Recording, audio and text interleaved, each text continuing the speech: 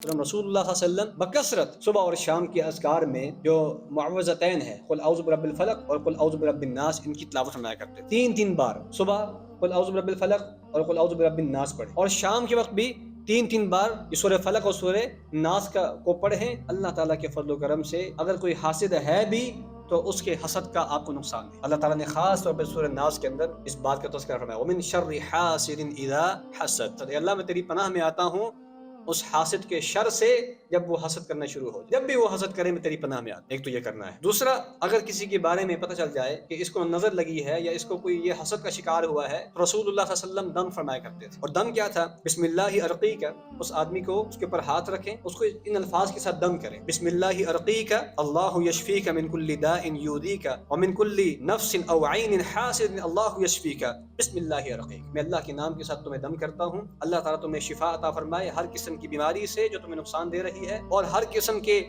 کی بری آنکھ سے، اور ہر قسم کی حسد کرنے والے سے، اللہ یشفیک، اللہ تمہیں شفا عطا فرمائے، میں اللہ کے نام کے ساتھ تمہیں دم کرتا ہوں۔ یہ صحیح مسلم کی روایت ہے۔ اس طرح سے دم کرنا چاہیے۔